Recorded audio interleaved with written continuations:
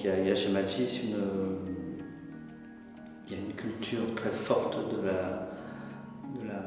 de l'objet, une culture très forte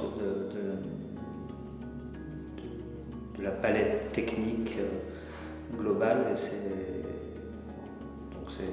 c'est un grand plaisir de travailler avec Magis. C'est pas un plaisir parce que c'est sympathique, c'est un plaisir parce que c'est extrêmement motivant d'être face à des gens avec qui on sent qu'on peut progresser. Moi j'apprends beaucoup en travaillant avec Magis, et ça c'est ce qui m'intéresse. J'apprends parce que j'apprends des techniques, j'apprends des points de vue, j'apprends à être plus rigoureux, je pense. Je pense qu'on a appris une certaine rigueur intellectuelle, une certaine rigueur industrielle avec Magis. Magis est vraiment, pour moi, extrêmement visionnaire quant aux questions en fait, des technologies de l'industrie. Et c'est génial en fait, de pouvoir mener un travail avec eux. Je pense qu'il y a toujours eu pour nous, dès le début chez Magis, ce désir très partagé de faire des objets qui sont très accessibles et qui en même temps ont, il y a mille façons de le dire, de décrire cette chose qui est très claire et qui est un peu très floue à la fois. Des objets très accessibles et qui en même temps ont un peu une sorte de niveau supérieur de culture.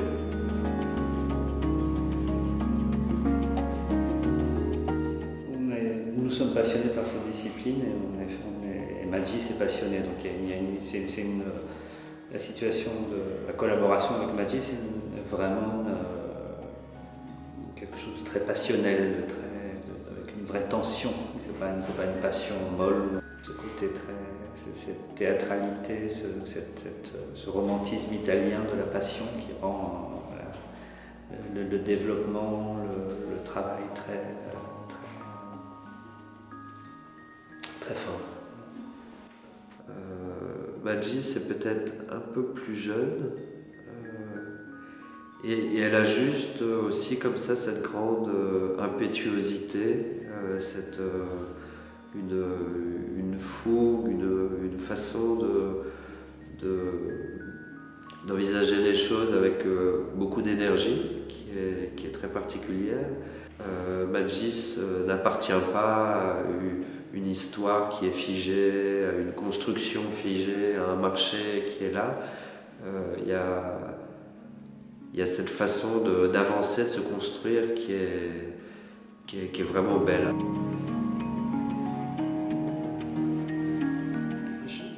Il n'y a pas d'inspiration, c'est pas quelque chose qui arrive comme ça d'un seul coup. L'idée, une idée se construit encore une fois de manière collective, c'est-à-dire que notamment pour Magis, très souvent c'est Magis qui nous pose une question en disant voilà, il y a telle technologie, ou il y a telle typologie, il y a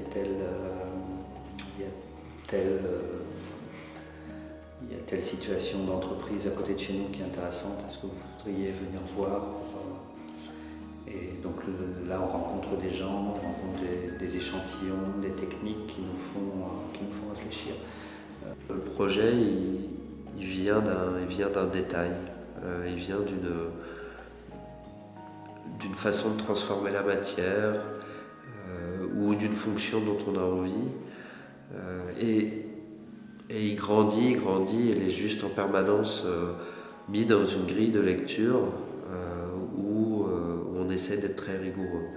Donc, d'un côté, c'est la rigueur, et de l'autre côté, c'est juste une sorte d'invention permanente. Enfin, d'invention. Non, en fait, c'est pas du tout la bonne manière de le dire. D'un côté, il faut être très rigoureux, c'est fondamental. Et de l'autre côté, il faut juste être très attentif à faire émerger de la qualité, à garder une optique créatrice de faire très attention à par-delà la fonction, le prix, l'ergonomie, l'usage, la bonne production. Par-dessus tout ça, ce qu'on vise, c'est juste ce niveau de culture un peu supérieur. Un bon projet, c'est comme de la cuisine. Si on peut avoir une viande extraordinaire, des épices merveilleuses, si on met trop de sel à la fin, le plat sera raté. Le design, c'est la même chose. On peut avoir une idée extraordinaire, mais si le confort n'est pas bon, si le prix est tout à fait incohérent, le projet est raté. Donc, un bon projet de design, et c'est ça qui est très compliqué, c'est la réunion de beaucoup de facteurs qui sont très différents, la qualité esthétique, le prix, le confort, l'intelligence écologique de ce projet,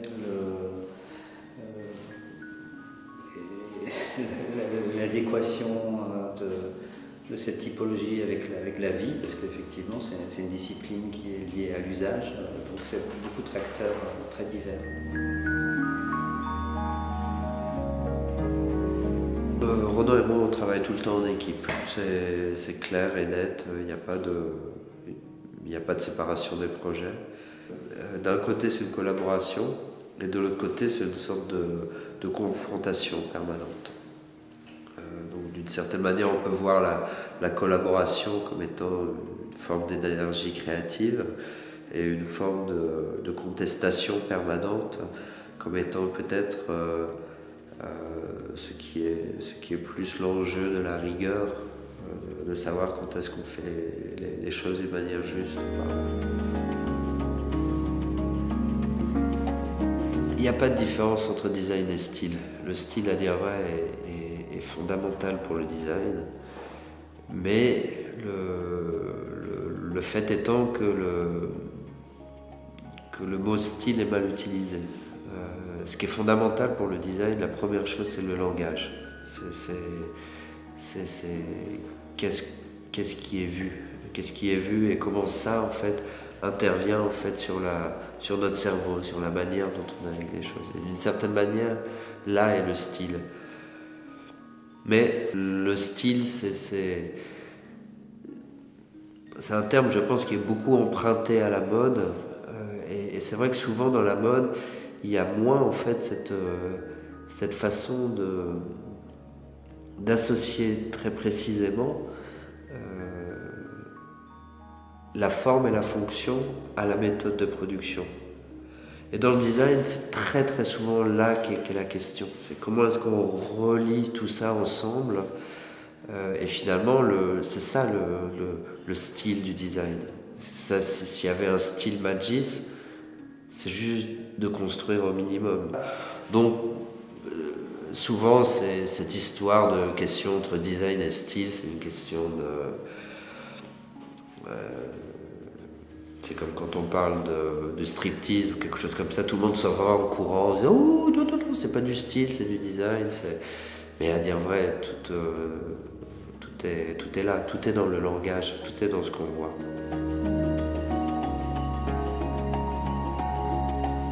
La Magis d'aujourd'hui, c'est évidemment Eugenio, Barbara et Alberto.